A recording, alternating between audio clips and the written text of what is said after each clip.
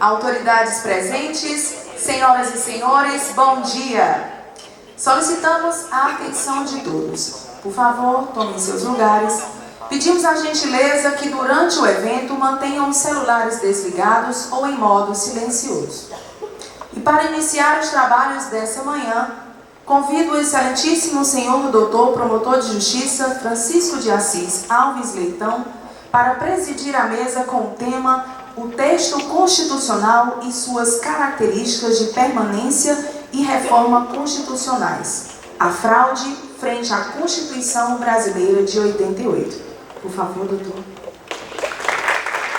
Ele que é promotor de justiça, ex-assessor da Procuradoria-Geral de Justiça, ex-assessor da Corregedoria-Geral do Ministério Público do Ceará, especialista em processo civil pela UFC, mestre em Direito Constitucional pela UFC, mestre em Direito Internacional Público pela USC e primeiro vice-presidente da Associação Cearense do Ministério Público.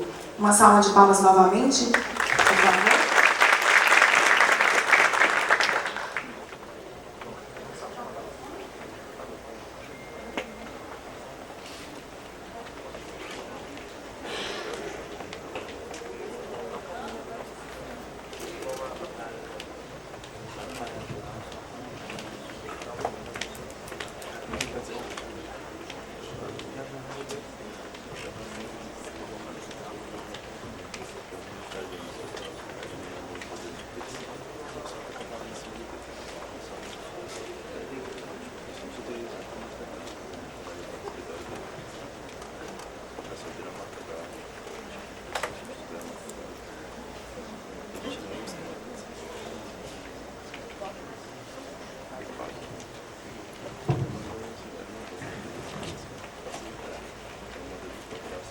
Bom dia a todos.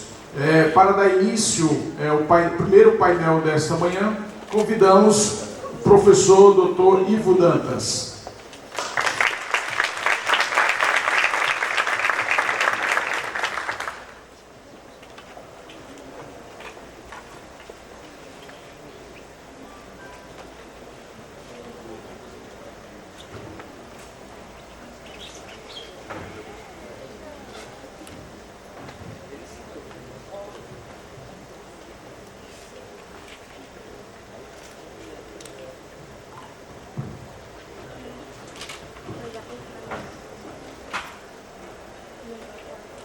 O professor Francisco Ivo Dantas Cavalcante é professor titular da Faculdade de Direito do Recife, doutor em Direito Constitucional pela UFMG, livre docente em Direito Constitucional pela UERJ, livre docente em Teoria do Estado pela UFPE, membro da Academia Brasileira de Letras Jurídicas, membro da Academia Brasileira de Ciências Morais e Políticas, presidente do Instituto Pernambucano de Direito Comparado, presidente da Academia Pernambucana de Ciências Morais e Políticas, membro do Instituto Ibero-Americano de Direito Constitucional del México, membro do Conselho Assessor do Anuário Ibero-Americano de Justiça Constitucional, Centro de Estudos Políticos e Constitucionais de Madrid, ex-diretor da Faculdade de Direito do Recife e desde o ano de 2018, é professor honoris causa da Escola Superior do Ministério Público daqui do Estado do Ceará. Também é fundador da Associação Brasileira dos Constitucionalistas Democráticos, membro efetivo do Instituto dos Advogados de Pernambuco, membro do Instituto Pimenta Bueno, professor orientador e visitante dos programas de pós-graduação em Ciências da Saúde da Universidade Federal do Rio Grande do Norte e professor do curso de mestrado em Direito da Universidade do Amazonas e juiz do trabalho aposentado, advogado atualmente e parecerista.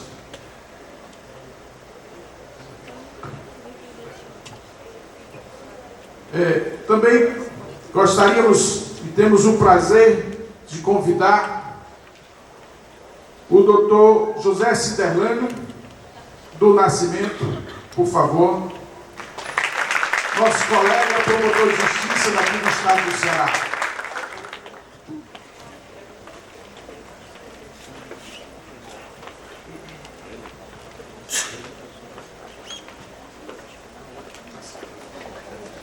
Então, mais uma vez, bom dia a todos. Antes, já o adiantado da hora, gostaríamos de imediato já passarmos a palavra ao professor Ivo Dantas.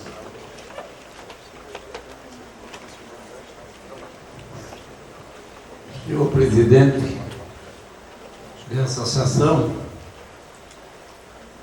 senhores promotores, senhores advogados, estudantes, meu querido colega de debate.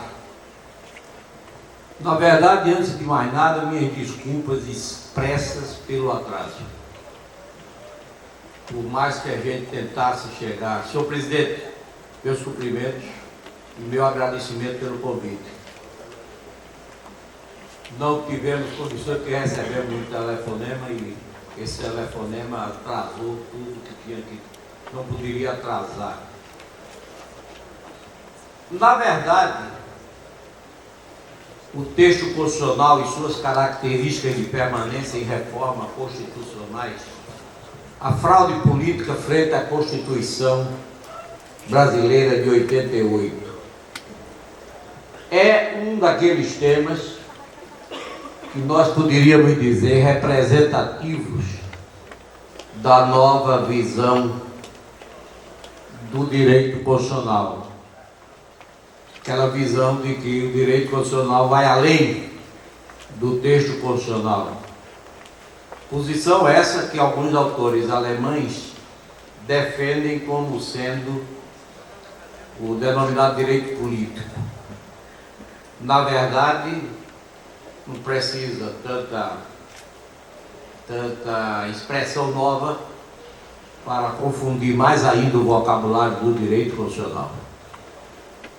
Dizendo-se direito da Constituição ou direito constitucional, você já decide o âmbito, já decide a situação do que vai pretender analisar, e essa expressão, ou essa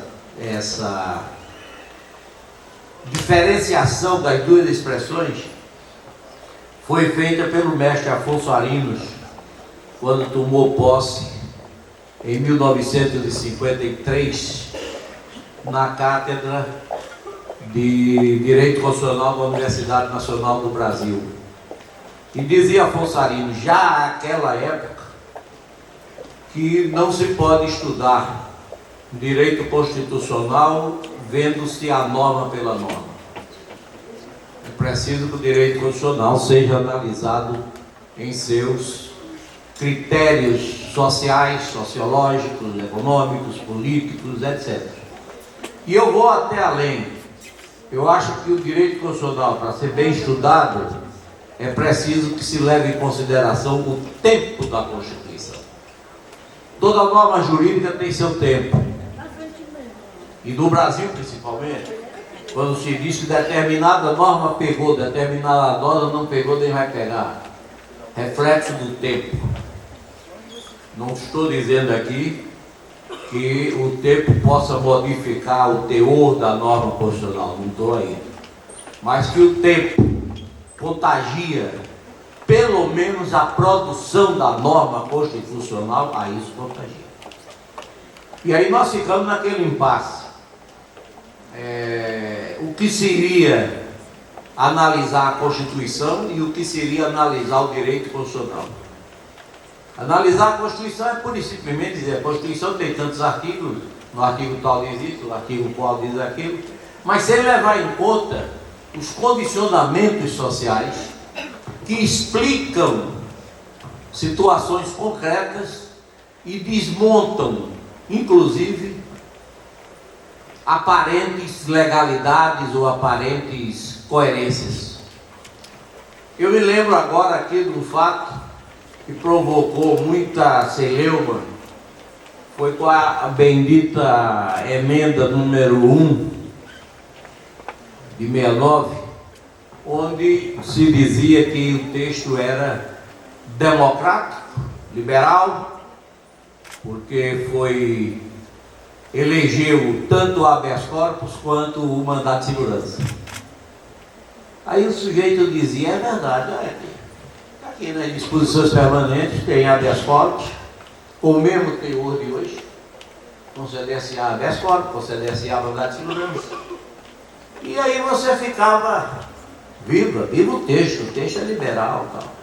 Mas quem se desse ao trabalho de ler o texto, indo além daquele momento, daquele instante, ia ver que nas disposições transitórias estava tudo dito ao contrário.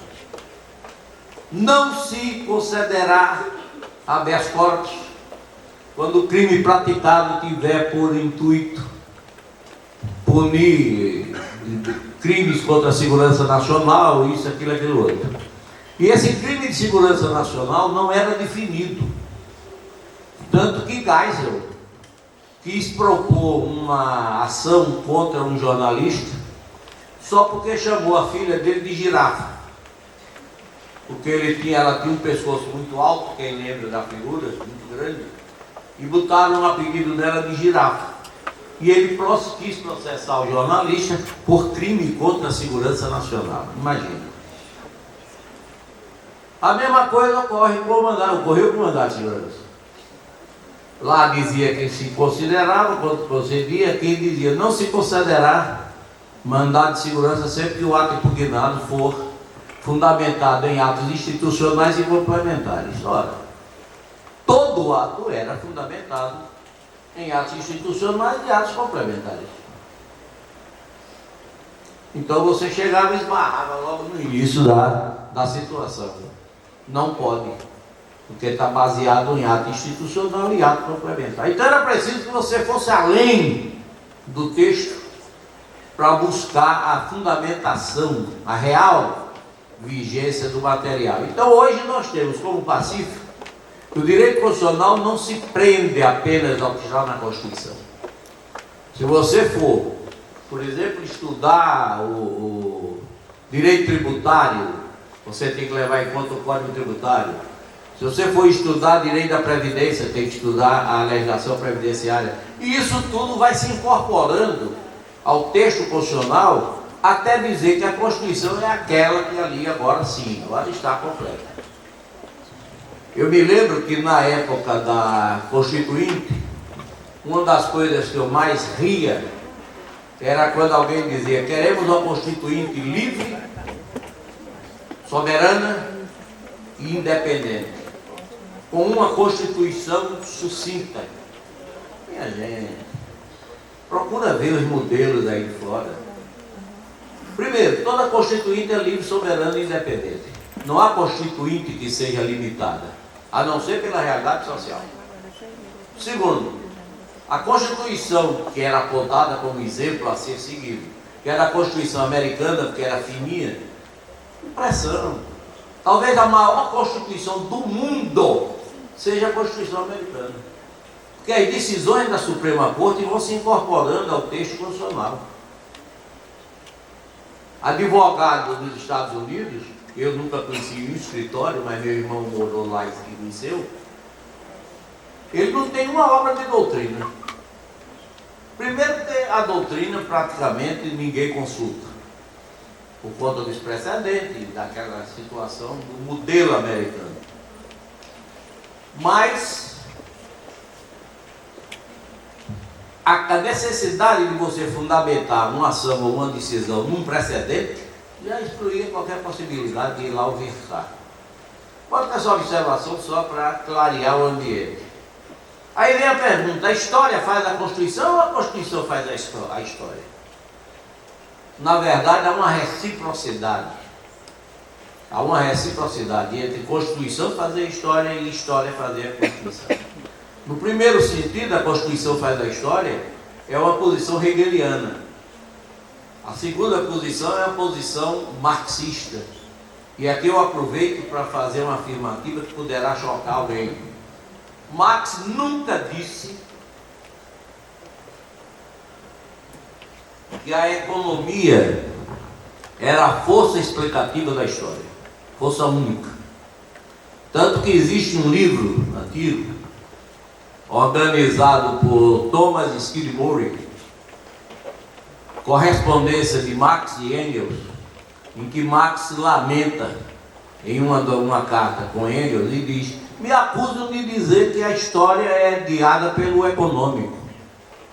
Eu nunca disse isso. O econômico é um dos fatores a guiar a história. E aí ele está certo. Aí ele está certo. Porque a Constituição não se realiza a letra da norma, a norma pela norma. Falar em reforma constitucional é falar muito mais. É necessário que você vá além da norma que você quer tratar. Por isso que se pergunta e se pede, se implora, para que as constituições sejam interpretadas à luz da própria história e da jurisprudência hoje. É bem verdade, e deixemos logo claro, que a jurisprudência do Brasil hoje é muito difícil de você consultar, acompanhar, ver permanência, ver coerência. Porque você pega, por exemplo, o Supremo, um acordo do Supremo, eu tenho uma ex-orientanda, Beatriz Pés Grave, ela analisou a emenda e o texto. E ela prova por A mais B que 90% dos textos e das decisões do Supremo Tribunal Federal não vão responder à emenda.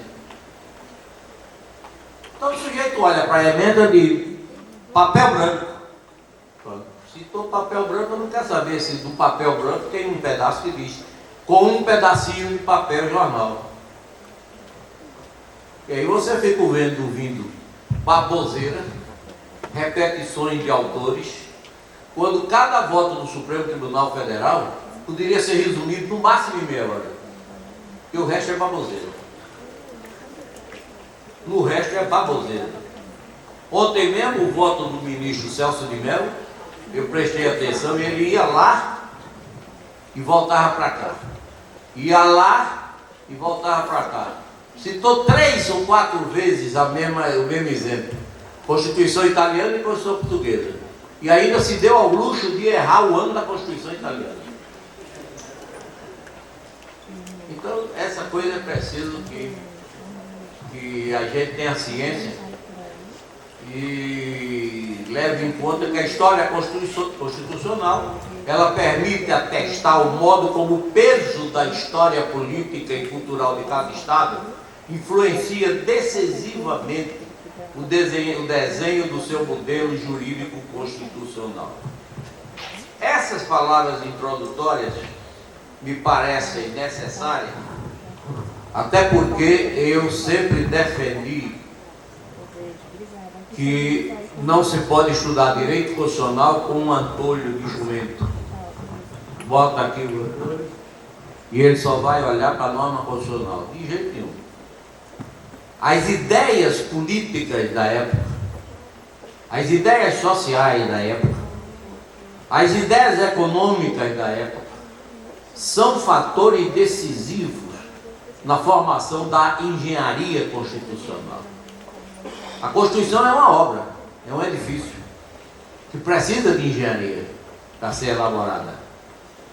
E essa engenharia não vem da norma, vem da realidade social. Então não adianta você chegar e dizer o Brasil é um Estado neoliberal. Aí você olha e diz, muito bem, neoliberal. Vamos ver o que é que os autores liberais dizem a respeito disso. Todos eles, nós não somos neoliberais, nós somos liberais. E certa feita eu estava num painel, quando um dos colegas elogiava o neoliberalismo. Eu aí, na hora de debate, eu disse, eu tenho uma pergunta a fazer. Quando eu estudei para o vestibular, eu estudei História da Literatura Brasileira por um livro de Alceu Amoroso Lima. E lá ele se referia a neomodernismo. E eu queria saber, depois do neocontemporaneidade, o que é que vinha? Não vem nada. Então fica o termo sem ser definido e muito menos com possibilidade de ser atualizado. Se você pegar os autores liberais de hoje, não estou indo lá para trás não, Primeiro é preciso fazer uma separação entre liberalismo econômico e liberalismo político. O liberalismo econômico é aquele que talvez muita gente não concorda. Mas o liberalismo político, todo mundo quer. Porque ninguém vai admitir que uma Constituição não consagre direitos e garantias individuais e divisão de poderes. E isso já estava na Revolução Francesa, na sua Declaração de Direitos. Toda sociedade que não consagre direito de separação de poderes e direitos e garantias individuais, na paz é Constituição, não tem Constituição. Então isso é importante que a gente tenha sempre em mente para poder enfocar e entender o texto constitucional. A Constituição de 88, agora eu vou entrar na roda do samba. A Constituição de 88, na verdade, ela é um texto que, para ser compreendido, precisa que se leve em conta o momento em que ela foi produzida. Ela nasce de um pós-movimento militar que durou o tempo que os senhores sabem qual foi,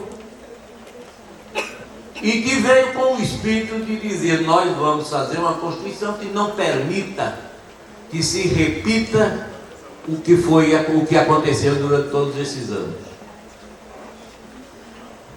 Aí muita gente diz: mas a Constituição de 88 é enorme. Não tem nada de enorme, ela é necessária. Ela foi necessária naquele conteúdo quando foi produzida. Foi necessária, não foi dádiva de A, de B, de C, não. E isso desgostou muita gente. Eu chego a lhes dizer com toda certeza que a Constituição de 88 é uma das melhores constituições do mundo. Agora, querem travesti-la, dependendo do baile, em modelito X, modelito Y. Mas se você pegar o texto de 88, ela é um dos melhores textos do mundo. Não há quem possa provar o contrário. Ah, mas é muito grande para não deixar brecha. Vocês viram o exemplo do mandato de segurança e do habeas corpus a que me referi há pouco instante. Você imagina pegar um texto constitucional depois de tantos anos de ditadura militar, e aí você tem um texto flexível, digamos, não no sentido da mudança, mas flexível na possibilidade de interpretação. Isso fica bastante comprometedor. Então nós vamos encontrar a Constituição de 88 como sendo uma resposta ao período militar, e daí seu detalhamento. 3 fatos, em verdade, tentaram explicar inicialmente o conteúdo material da Constituição de 88. Primeiro, ela foi destinada a um grande destino, desculpa aí a repetição. Tanto que a estrutura do texto foi pensada para colocar o ser humano em primeiro plano, e daí ser chamada de Constituição Cidadã. Talvez Ulisses não soubesse que, ao batizar o texto de 88 como Constituição Cidadã, ele estava dando uma interpretação ao texto constitucional na forma mais original que poderia dar, que era para dizer que aqueles princípios fundamentais enumerados no artigo 1º da Constituição, aqueles princípios são essencialíssimos em qualquer interpretação constitucional. Eu levo muita pancada, já estou de costela dura, porque eu defendo a existência de uma hierarquia de princípios. Eu não defendo uma existência de hierarquia de normas, mas de princípios sim. Que eu não acredito, veja lá e veja se eu tenho razão ou não, que o Constituinte de 87, 88, ele fosse preparar vários instantes com o substantivo princípio e adjetivá-los de forma diferente. Então você tem princípios fundamentais, princípios da ordem econômica, princípios gerais da ordem tributária, princípios da administração pública, princípios constitucionais para justificar a intervenção federal. Então, se o Constituinte teve o cuidado de qualificar todas essas espécies de princípios, ou todas essas existências, perdão, de princípios, é porque ele queria dizer, olha, não são na mesma altura, nem com a mesma importância. Agora, como fazer? É questão de se fazer o estudo e a prática. E o que é interessante, tem um autor paulista, isso é fato real, que escreveu sobre princípios constitucionais. E ele fazia um levantamento de vários pensadores que falavam em princípios. E me citava a minha posição, tal, e dizia que era debatida, tinha gente que discordava, mas claro, não estou preocupado que todo mundo concorde, não. Até porque Nelson Rodrigues já dizia, unanimidade é isso. Que adianta, nós três aqui pensávamos a mesma coisa. Então vamos fazer o seguinte, vamos para casa, dormir mais um pouco. É bem melhor do que estar perdendo tempo aqui. Por quê? Porque o progresso científico ele vem através do debate. O progresso científico vem através da pesquisa e não da imposição. Pois bem, essa hierarquia de princípios levou a uma consequência prática fabulosa. Veja só a contradição. Todo mundo concorda que a Constituição é cidadã. Todo mundo concorda que a Constituição tem o mérito de ter elevado a categoria de princípio fundamental à cidadania. Mas não aceita que haja uma hierarquia entre a cidadania e os demais princípios. E aí eu pergunto, como é se você não aceita que a cidadania seja um princípio fundamental, portanto essencial? Como é que você vai usar a palavra cidadania para trabalhar, por exemplo, direitos individuais, direitos sociais, o desemprego?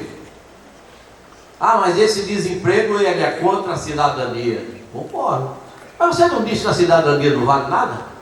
É apenas uma palavra no meio de tantas outras que o artigo 1º enumera? E isso vai ter um fundamento importantíssimo para justificar esse ponto de vista.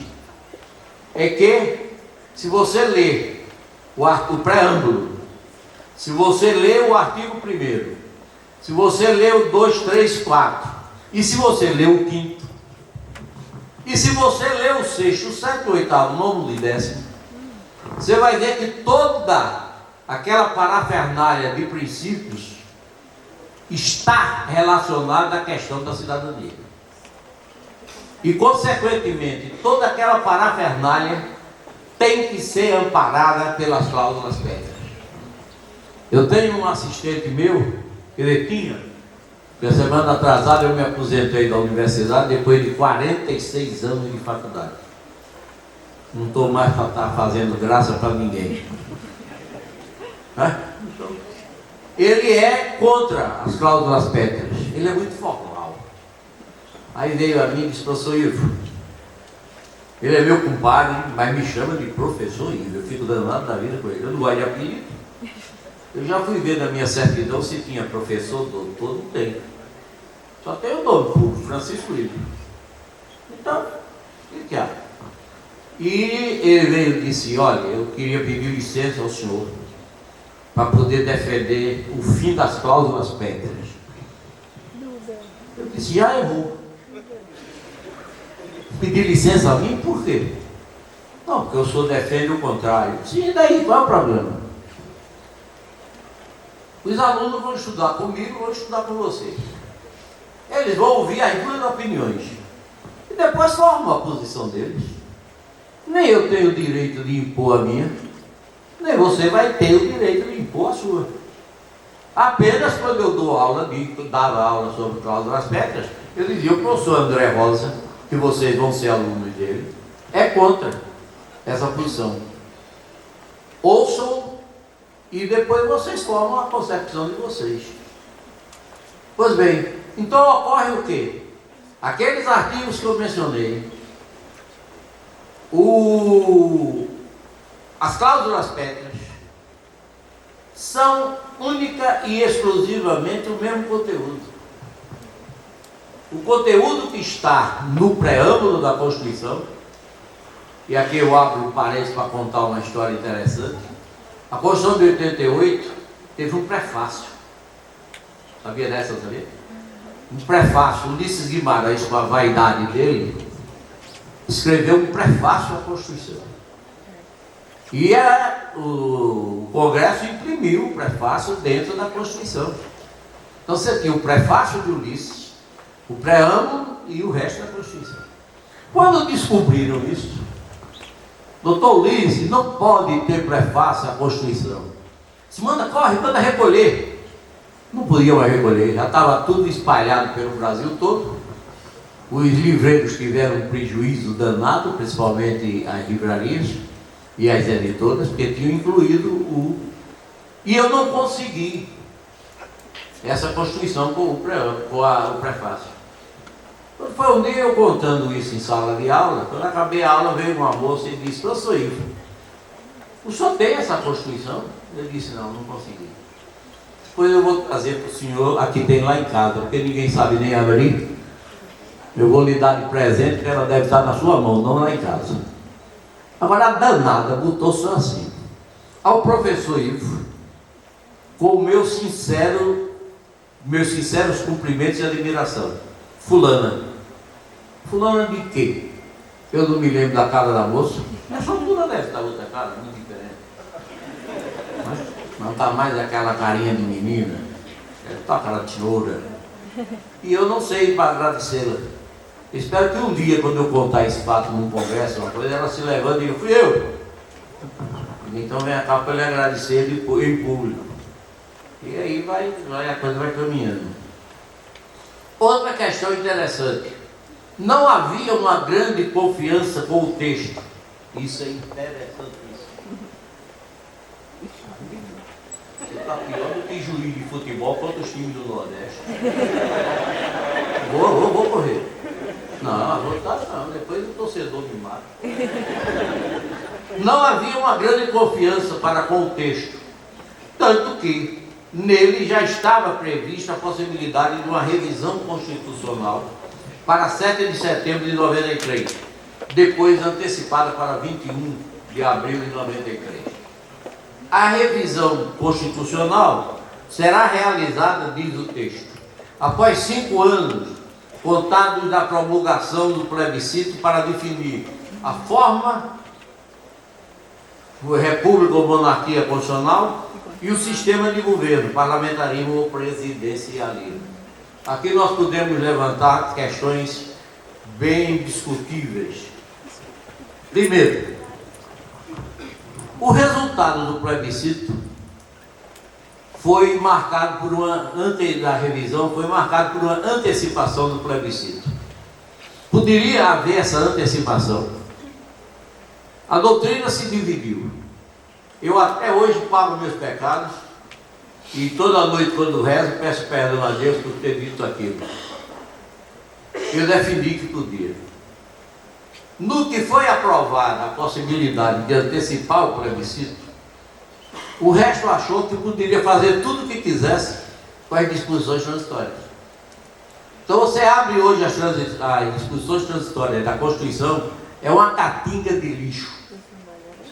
Porque tudo que não presta, mandam para lá. E às vezes até com segundas intenções. Para dar trabalho que você encontre o que quer, como foi o caso da CPMF. Eles criaram a CPMF e jogaram para as disposições transitórias. Ora, minha gente, disposições transitórias são aquelas que chegam num determinado momento, cumprem sua função e desaparecem. Mas não fazer como se faz hoje. Qualquer coisa, disposição transitória. Disposição transitória. E a disposição transitória, que tinha 30 e poucos artigos, hoje está com 100 e tantos. Onde fica isso? Nas disposições transitórias. Pois bem, essa questão do conteúdo material da Constituição, ela envolve ou cria um conceito que me é muito grato. O conceito de ideologia constitucional. Que Paulo Bonavides, conterrâneo nosso e vocês, quando foi me examinar no doutorado, e isso é um conselho que eu dou a todo mundo, quando você for defender uma tese, que saiba quais são os examinadores, leiam-no, para pegar alguma brecha de fazer a refutação da arguição. E Bonavides, lá para tanto, aquele jeitão dele, disse: meu amigo Ivo Dantas, você acha pouco, ainda quer criar ideologia constitucional, essa expressão. Eu aí fiz um ar de riso. Ele continuou criticando a expressão. Eu tinha tido a sorte de poucos dias antes da defesa, eu passei numa livraria e tinha um livro dele, A Crise Política Brasileira, de artigos antigos. Eu comprei. Um dos artigos era a declaração, a ideologia constitucional, visto pela sua declaração de direitos e garantias. Eu aí da resposta disse: meu mestre Bonavides, essa expressão não é minha. Porque no artigo tinha, onde ela foi publicada, ele foi publicado antes. Eu disse: essa expressão é sua. No artigo que o senhor publicou na revista da Fundação Getúlio Vargas, na revista do SESI, e mais recentemente o senhor publicou no seu livro A Crise Política Brasileira. Ele disse: eu não me lembrava. Eu digo: não, é que eu sei da sua obra, mas o senhor, vai do senhor. Pois a expressão é do senhor. E se não quiser tratar no direito constitucional, do direito econômico, é a criação de Fostoff. Aí ele pediu desculpa pela crítica que fez. Ele disse: não, o senhor está aí até para provocar mesmo. Não é para elogiar, não. Então essa ideologia econômica, essa ideologia constitucional, ela é o sintoma mais eficiente na análise de um texto constitucional, porque ela engloba princípios, ela engloba valores, ela engloba aquilo que a sociedade que produziu o texto constitucional quer para si. É por isso que a Constituição elaborada para a sociedade A não cabe na sociedade B. Você pode ter as oposições à ideologia do texto, mas você não pode esquecer a ideologia do texto. Outra coisa que marcou muito a Constituição foi a presença das medidas provisórias, que eu dei um palpite e infelizmente acertei em cheio. Eu disse que a medida provisória era um veneno pior do que o decreto-lei. E muita gente fica: decreto-lei não prestava. Como é que esse homem está dizendo isso? Muito simples. O decreto-lei, ele tinha as hipóteses enumeradas. A medida provisória não tem. É de taxar a medida provisória em caso em caso de urgência e relevância, mas não diz sobre quais os assuntos poderão ser editados. Depois, essa medida provisória não era passível de reedição. O senhor Sarney, juntamente com o senhor, aquele do livro que conta todo, Saulo Ramos, criaram uma modalidade de reedição da medida provisória. Reeditava-se a medida provisória sem ser textual. Aí palavras como principalmente, eles tiravam principalmente, botavam fundamentalmente. E aí já era outra medida provisória. Resultado: nós tivemos medida provisória, vocês estão bem sentados, eu posso dar notícia. Nós tivemos medida provisória que alterou o texto constitucional. Sim, senhor. O regime do servidor público, no tocante à greve, aquele padeiro do Pão de Açúcar, que foi ministro da administração, Brescia Pereira, quando foi ministro, ele baixou uma medida provisória alterando o conteúdo dos direitos do servidor público. E tanto eu estou certo, que depois na emenda 20, se eu não me engano, eles fizeram referência à substituição do conteúdo do parágrafo lá que eles tinham criado. Olha, se já era emenda constitucional, para que mudar? Não estava perfeito? Mudar para quê? Então essas coisas, aliás, eu fiz um elogio a ele, e ele não entendeu, não gostou, se ofendeu. Um debate em Belo Horizonte, e ele disse que não era doutor em direito, não era advogado, bacharel, mas em 6 meses como ministro da administração, aprendeu direito administrativo e direito constitucional. Eu vi bem. Quando eu fui falar, eu disse: senhor ministro, eu quero pedir um favor a Vossa Excelência. Vossa Excelência é uma das pessoas mais queridas pelo presidente Fernando Henrique. Veja se ele consegue pedir a Papai do Céu que faça com que eu aprenda direito constitucional, só direito constitucional, que eu estudo há mais de 30 anos e não sei. Vossa Excelência é um super privilegiado, sabe direito constitucional e direito administrativo em 6 meses. Aí o auditório caiu na risada, ele se levantou, disse: não, estou aqui para ser ridicularizado. Ele disse: não, eu elogiei, não ridicularizei não. Bem sério. Aí Marco Maciel, que estava do meu lado, deu um beliscão em mim: deixa para lá. Mas a gente tem também que pensar no que vai dizer, né? Ou é achar que todo mundo que está escutando é imbecil. Pois bem,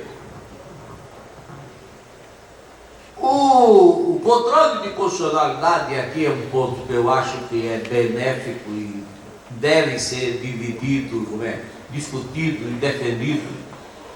O controle de constitucionalidade foi um tema que ganhou contornos muito produtivos. Primeiro, porque ampliou o controle, ampliou os legitimados e deu ao Ministério Público, através da Procuradoria-Geral da República, deu o poder do controle de constitucionalidade. Coisa que não acontecia antes. E por que não acontecia antes? Porque o cargo era de livre espontânea, de livre nomeação do Presidente da República. Agora não. E aqui eu quero, não é que esteja no ambiente de Ministério Público, eu quero fazer uma confissão. Minha frustração na vida profissional é não ter sido do Ministério Público. Essa é uma frustração que eu vou levar para onde for. E se chegar no outro mundo perguntar: se eu quero fazer o quê? Quero ser Ministério Público. Dê um jeito aí, já é o segundo fila. Oh, meu amor, você é tão simpático. Ótimo. Então, essa questão foi ampliada, esse ponto foi ampliado. Aí vem agora uma última questão. A Constituição de 88 poderia ser passível de nova revisão constitucional? Não. Tanto que lá só se fala em a revisão constitucional. Não se fala em revisões constitucionais. E eu defendi nesse texto fraude constitucional à vista, dizendo que não poderia ser uma nova revisão constitucional. Pois bem, o que é que eles fizeram com o atual governo? Embriagaram o Congresso com propostas, uma em cima da outra. Se você perguntar ao relator de qualquer emenda daquelas, o que é que a emenda diz sobre tal assunto, ele não sabe. Primeiro que não foi ele que fez o relatório, foram os assessores. Eu digo que eu conheço vários deles e sei que não tem condições, inclusive o da administração, o secretário da administração, é de Natal, é meu conterrâneo, foi menino comigo. Nunca foi bom aluno, nunca foi estudioso, nunca foi nada. Ele está ali porque perdeu um mandato. Mas como era amigo de Bolsonaro, deram a ele o emprego de assessor especial da reforma administrativa. Depois ele passou para assessor especial da reforma dos direitos trabalhistas. E assim ele vai ficar até tiver tempo para ele poder ficar por lá. E são absurdos contidos na Constituição. Ah, mas não está atingindo o direito adquirido. Me diga uma coisa, quando você modifica a forma de salário, a contenção do salário, quando você modifica a contagem do tempo de aposentadoria, não modifica não, poxa? Ah, mas não vai atingir essa turma da agora. Agora está assegurado o direito adquirido. Primeiro, não é direito adquirido, imbecil. É a expectativa de direito que está sendo confidenciada, como é? Garantido. E eu não aconselho a ninguém esperar para ver. Se tiver tempo, aposente. Faça como eu fiz. Eu queria chegar aos 75 anos na ativa. Mas tive medo. E eu não estou disposto a brigar por causa de 3 anos que faltassem. Me aposentei para não ter depressão. Quando eu soube que quando eu vi que estava chegando a hora, eu aceitei o convite para ir para a faculdade de Olinda e estou lá até hoje muito bem satisfeito. E me aposentei da Federal. Senhor presidente, eu teria ainda algumas coisas a dizer, mas eu sou obediente, principalmente quando essa ordem é emanada de um poder constituinte tão garbosa, como dizia Castro Alves. Mas eu quero, antes de encerrar, eu quero dizer-lhes uma coisa. Essa é a 3ª vez que eu venho ao Crato. É o 3º grande momento que eu passo. Coincidentemente, em 2 houve atraso. Um que o avião atrasou, era para chegar aqui de 1 hora, chegou às 5. E eu perguntei ao presidente do Congresso, eu digo, ainda tem gente lá? Está todo mundo lá. Eu digo, então eu vou de manga de camisa mesmo. Aí fui. Cheguei ao auditório, estava cheio. Ali naquela praça que meia redonda, que parece que era um anfiteatro, um negócio que tinha ali. Quando eu entrei, puxa. Eu aí fui me apresentar e tal, e eu disse, senhores e senhoras, eu sabia que o público esperava por Roberto Carlos, mas não sabia nunca que esperaria por mim. 5 horas de atraso e vocês estão aí. De modo que, seu Roberto Carlos Braga, se prepare, porque daqui para frente tudo vai ser diferente. Aí o auditório caiu na risada, que já tinha gente assim, então acordou para ouvir a risada, aquele negócio todo. E em cada dessas vezes que eu venho aqui, eu fico mais emocionado com a vivência universitária e profissional dos senhores. Estar nesse ambiente de Ministério Público hoje é uma lavagem de minha alma. Porque, como eu disse, a minha frustração é não ter sido no Ministério Público. Quando eu me aposentei como juiz federal do trabalho, eu ia fazer o concurso do Ministério Público. Mas aí estava naquela época, não pode acumular proventos e vencimentos. Eu disse, rapaz, eu tranquilo, podendo ficar em casa de pijama, lendo, escrevendo, que diabo eu vou me meter num concurso desse? Além de que ia faltar espaço para as velas, oferecendo a Nosso Senhor que não deixasse eu passar para ficar demoralizado e tal. E aí eu desisti de fazer o concurso. Mas quero fazer a confissão aqui. Peço desculpas para não chegar atrasado. Cheguei 2 dias antes e me atrasei. Portanto, não é motivo para se chegar atrasado ter chegado antes. E quero pedir ao presidente da instituição me prontificar para tantas e quantas vezes forem necessárias a minha presença, estarei sempre presente. E na certeza de que chegarei antes.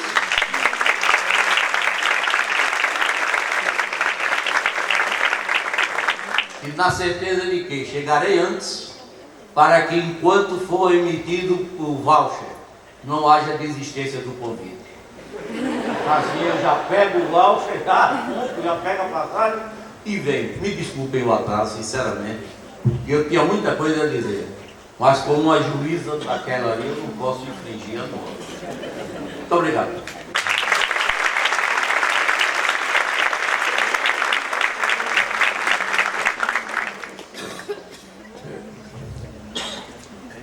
Eu vou repassar, antes de passar a palavra ao doutor José Ciderlani, eu vou repassar aqui o número do WhatsApp para possíveis perguntas, 85996352516.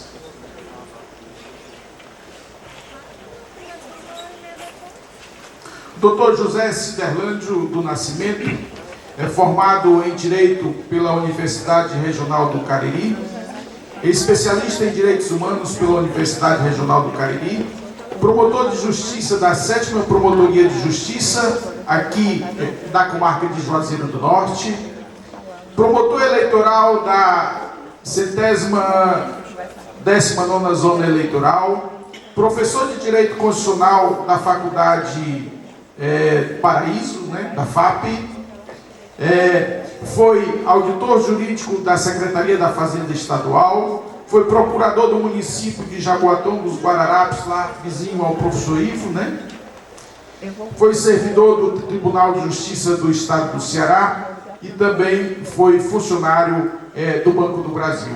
Com a palavra, o nosso colega do Ministério Público do Estado do Ceará, doutor José Ciderlândio.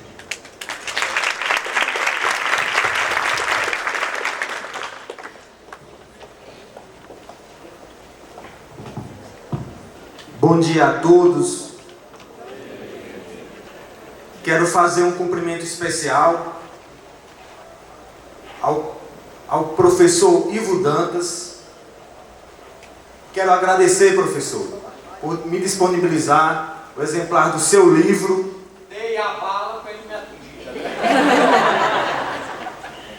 E foi uma leitura muito proveitosa. Agradeço muito a sua atitude. E seja bem-vindo ao Cariri tantas quantas vezes achar necessário. Também quero fazer um cumprimento especial ao presidente da Associação Cearense do Ministério Público, ao meu amigo e promotor de justiça Aureliano Rebouças, parabenizá-lo por resgatar esse importante evento jurídico do MP na região do Cariri. Também quero fazer uma saudação especial ao presidente da mesa, ao meu ex-professor de Direito Internacional Público, na URCA. Sou hoje promotor de justiça, graças a uma parcela da sua contribuição por seus ensinamentos. E em nome do Senhor, quero saudar aos presentes neste auditório. E também quero agradecer o convite de participar deste importante evento jurídico. Não apenas por ser promotor de justiça e professor de direito nesta região, mas também por ter sido aluno do curso de Direito da URCA. E nesta condição, como aluno, eu assisti a um encontro do MP que ocorreu no Memorial Padre Cícero. Doutora Alexandra foi uma das organizadoras.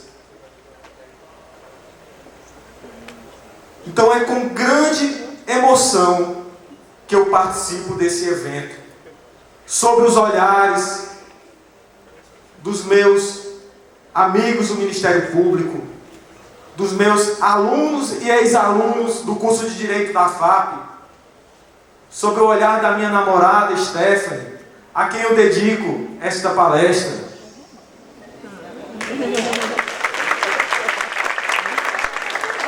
E espero, sob as bênçãos do Padre Cícero, cumprir essa missão tão difícil, que é falar desse tema, que foi apresentado por um dos raros estudiosos do assunto, que é o professor Ivo Dantas, que, por sinal, o livro sobre fraude constitucional, o único escritor é o professor Ivo Dantas. E esse tema é de bastante pertinência na atualidade. Minhas senhoras e meus senhores, os 31 anos da nossa Constituição Federal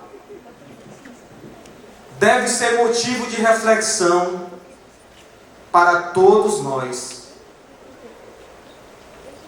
O momento atual é tenso e de muita preocupação sobre o futuro da nossa Constituição. Mas é justamente neste contexto que se revela importante a conscientização da opinião pública sobre a importância dos valores constitucionais para se fazer frente às diversas tentativas de fraude ao texto constitucional, que é recorrente no constitucionalismo brasileiro. É um fato recorrente. A fraude à Constituição deve ser por todos nós combatida. Nós sabemos que faz parte do constitucionalismo moderno a ideia de permanência da Constituição Federal. Mas isso somente é possível com a adesão do povo à Constituição, com a difusão da obediência à Constituição, com o propagado sentimento constitucional, que infelizmente não é tão valorizado pelo povo brasileiro. O sentimento constitucional é incompatível com a indiferença. O desconhecimento e o desrespeito frequente à nossa Constituição somente a fragilizam, tornando-a suscetível de inúmeras fraudes. E o que significa a fraude à Constituição? Podemos introduzir mencionando que a fraude à Constituição representa a utilização de expedientes pelo poder constituinte derivado, aparentemente lícitos, mas com o objetivo de atingir-se uma finalidade que afronta o texto da nossa Carta Fundamental. E o histórico da nossa Constituição nos revela, e é bastante pródigo em nos revelar, as várias fraudes ao texto constitucional e, principalmente na atualidade, essa tentativa de fraude ao espírito constitucional. Vou citar um exemplo histórico que menciona a postura do poder reformador fraudando o nosso texto constitucional. Só um exemplo histórico, mas poderíamos ter muitos outros. Uma emenda que foi aprovada em 2006, uma emenda à Constituição, colocando fim à verticalização das coligações partidárias. Ou seja, colocando fim a essa necessidade de vinculação das candidaturas a nível federal, estadual, distrital e municipal. A emenda de 2006. E no seu texto, ela tinha finalidade, objetivava atingir efeitos retroativos, mencionando que ela se aplicaria às eleições de 2002, já findas. Então, a intenção dos parlamentares que aprovaram a emenda de 2006 foi que ela, na verdade, se aplicasse às eleições de 2006, não atentando para o princípio da anualidade eleitoral, que os senhores e as senhoras conhecem, que está consagrado na nossa Constituição, e significa que a lei que alterar o processo eleitoral entra em vigor na data de sua publicação, não se aplicando às eleições que ocorram até o ano da sua vigência. Pois bem, o Supremo Tribunal Federal considerou que havia uma fraude à Constituição, que ocorreu desvio de poder ou desvio de finalidade. O ministro Lewandowski usou a expressão atalhamento constitucional, que é até criticada por alguns, mas é uma espécie de fraude ao texto constitucional. Esse exemplo que eu pontuei é, por obra do poder constituinte reformador, se fraudou a Constituição, mas o STF, felizmente, foi guardião da Constituição e reconheceu a inconstitucionalidade da emenda. Mas o que nós estamos tratando, e daí a importância desse painel, não é um ponto tão específico como esse. As tentativas de fraude à Constituição que estão sendo planejadas recentemente são muito mais graves para a sociedade brasileira. Eu não vou aqui nem falar do excesso de emendas à Constituição, das amplas reformas constitucionais. Eu vou falar de um ponto que traz bastante preocupação para todos nós. É possível uma nova revisão constitucional? É possível a convocação de uma Assembleia Constituinte Revisional para alterar a Constituição? Pessoal, eu me assustei com a quantidade de propostas de emenda à Constituição que existem nesse sentido. Só que na atualidade, com um ambiente de bastante tensão entre os poderes da República, muito mais favorável para o desenvolvimento dessas ideias, contra as quais o senhor já assinou, inclusive, um manifesto no passado. Só que o momento atual é muito mais crítico. Para que nós respondamos a essa pergunta, precisamos deixar claro que o nosso Constituinte originário permitiu a alteração, a modificação da Constituição por emenda ou por revisão constitucional. A emenda à Constituição recebeu um regramento constitucional detalhado, sendo estabelecidas diversas limitações materiais, formais e circunstanciais ao poder de emenda que os senhores conhecem. E com o estabelecimento de um quórum de aprovação mais dificultoso, 3/5 em 2 turnos. Já em relação à revisão constitucional, o poder constituinte originário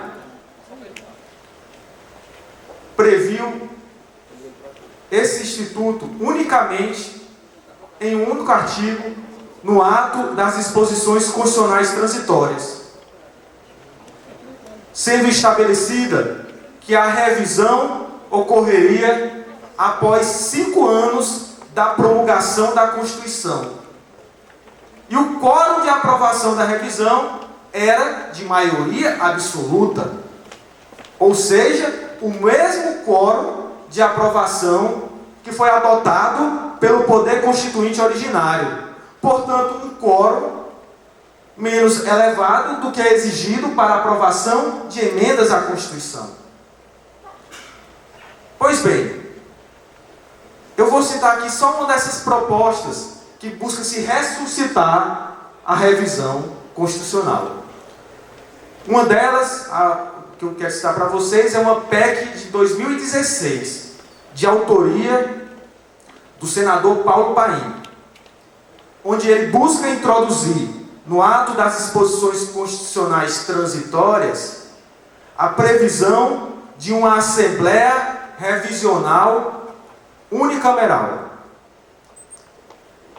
para tratar exclusivamente da reforma política, política eleitoral, e partidária.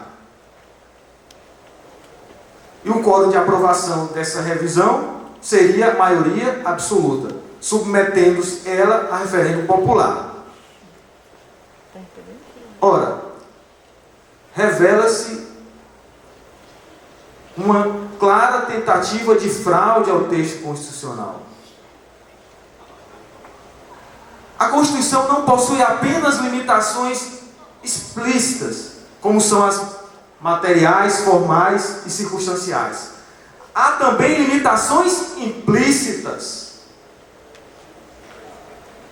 como a limitação que impede a extensão da reforma constitucional de forma a atentar contra o espírito da Constituição, como também é uma limitação implícita, melhor dizendo, a referente à impossibilidade de alteração do procedimento de mudança constitucional, do procedimento, ou seria possível simplesmente excluir do dispositivo que refere-se às cláusulas pétreas, excluindo algum daqueles dispositivos. Não é possível, são dispositivos intocáveis, são limitações implícitas. Então, o nosso poder constituinte reformador não pode aprovar uma emenda à Constituição para autorizar uma nova revisão constitucional.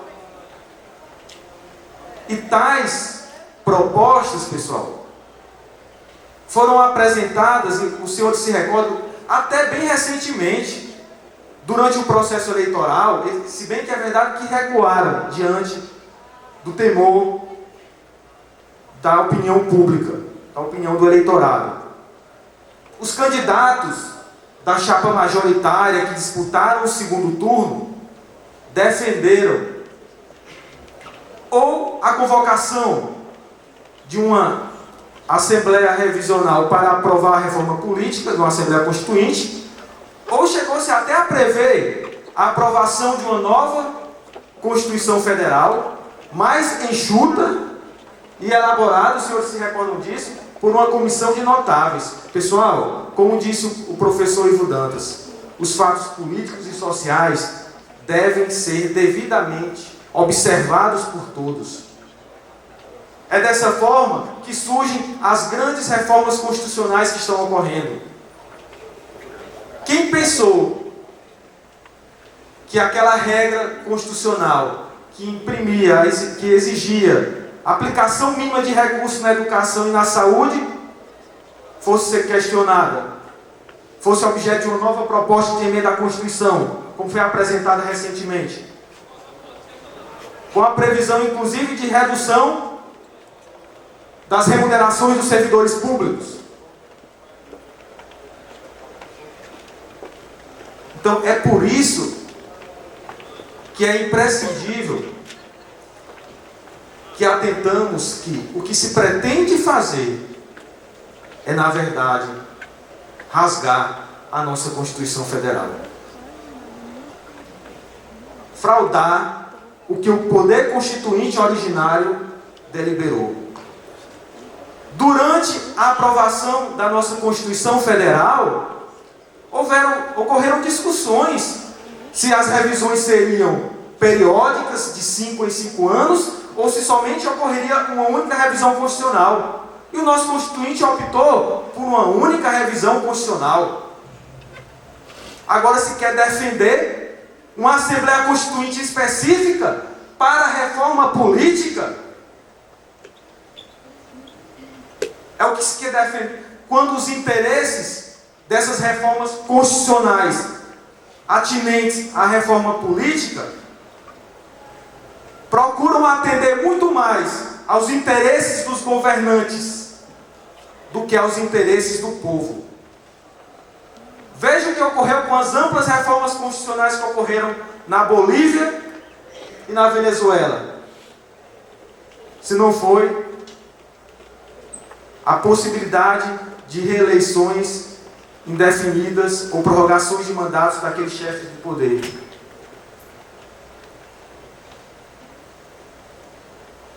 E quando se achar que é possível uma reforma, uma Assembleia Revisional para a reforma política, será possível uma Assembleia Constituinte para qualquer outra matéria do texto constitucional. E beira ao absurdo o poder constituído, o poder constituinte reformador, convocar uma Assembleia Constituinte, como se fosse uma convocação da Assembleia de cima para baixo. Quando foi aprovada, convocada a Assembleia Constituinte de 88, por emenda à Constituição da ditadura militar, isso foi feito no cenário de modificação do regime jurídico da ditadura para a democracia. Mas nós estamos em plena democracia, sem qualquer mudança desse quadro fático e social que justifique a convocação de uma Assembleia Constituinte para tratar sobre a reforma política. É igualmente, pessoal, falacioso o argumento dos que defendem a reforma política de que os parlamentares que hoje se encontram não conseguiriam aprovar uma reforma política porque eles legislariam unicamente visando seus próprios interesses. Isso é bastante falacioso. Na verdade, pretendem um quórum de aprovação mais reduzido, sob o pretexto de que há apoio popular em relação aos eleitos da suposta Assembleia Constituinte Revisional. 3 minutos. Então, pessoal, em relação analisando-se a nossa Constituição Federal, é evidente que configura fraude à Constituição uma nova revisão constitucional, mesmo que específica, mesmo que para tratar da reforma política. É certo que o contexto atual é bastante preocupante.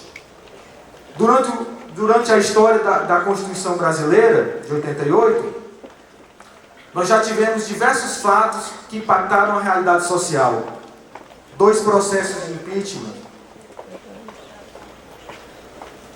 Essas grandes investigações sobre a corrupção que levaram ao conhecimento da opinião pública as mazelas que advêm da corrupção. A grave crise fiscal e previdenciária.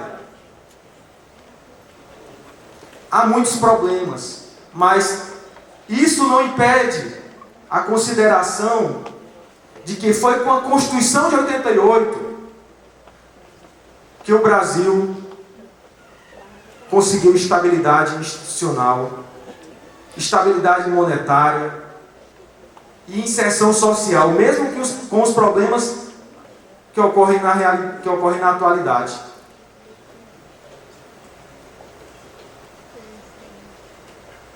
Em relação os diversos avanços na área dos direitos fundamentais, eu não preciso nem pontuar para os senhores, que foram muitos. Referência à igualdade de direitos entre homens e mulheres.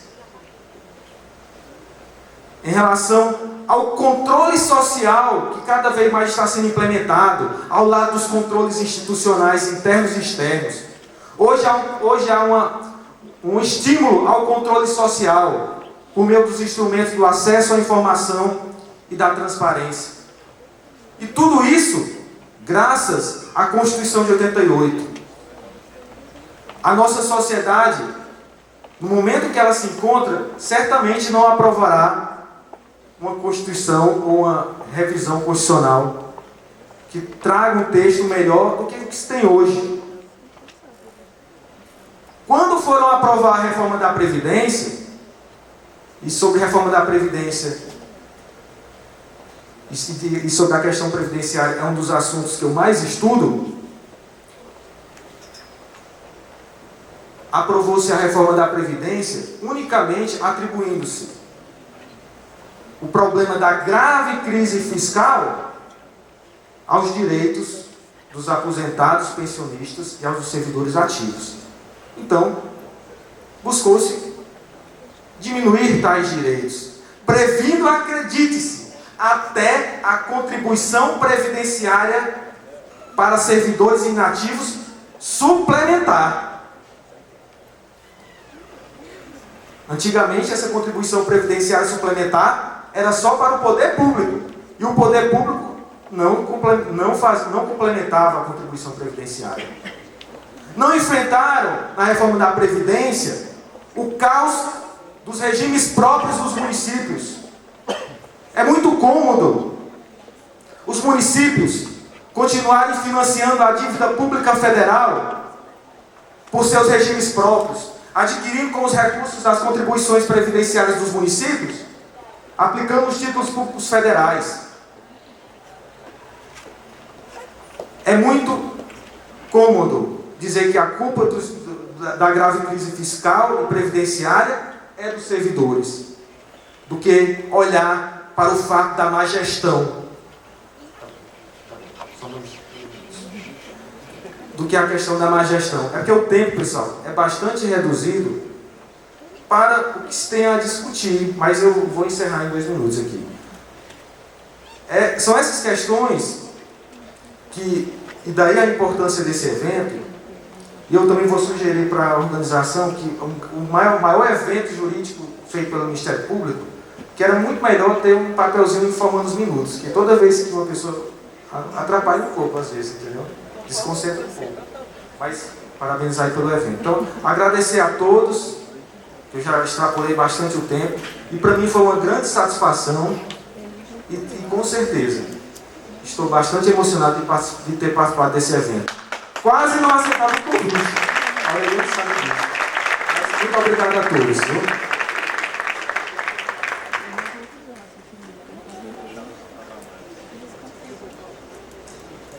E eu gostaria de convidar a doutora Diana Cavalcante, Procuradora de Justiça aposentada, diretora do Departamento de Aposentados da ACMP, para entregar os certificados aos nossos palestrantes como forma de gratidão. Por favor.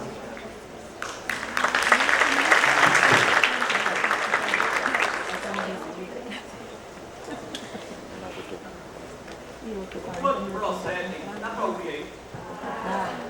Não precisa de microfone, não. Se quiser, está aqui.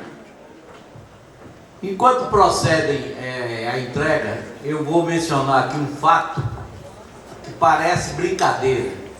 Há um projeto de... Pode vir, eu paro aqui.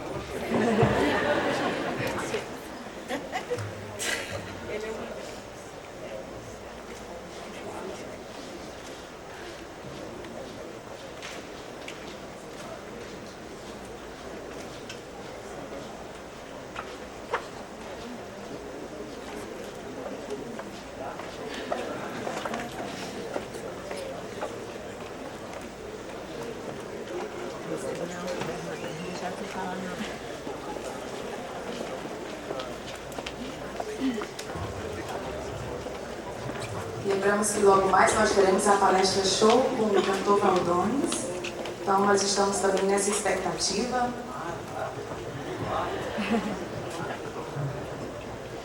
Estamos fazendo nesse momento os registros. Agradecemos então todas as ponderações feitas nesse painel. Por favor, doutor de Assis, podemos encerrar o painel?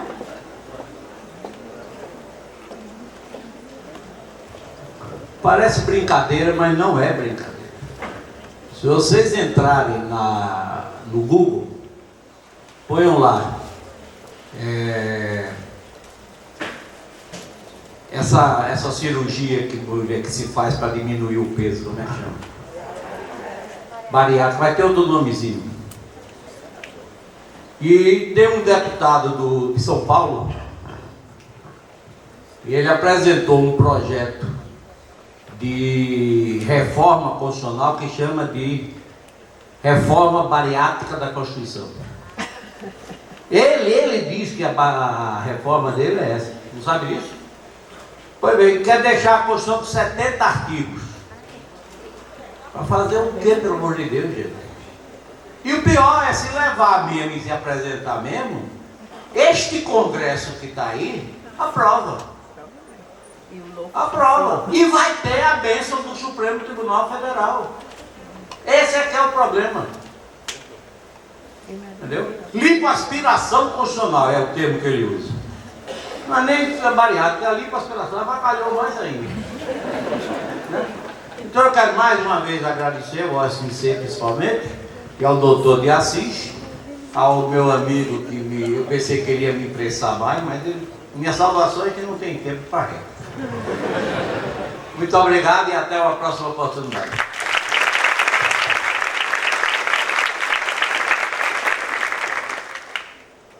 Podemos encerrar então?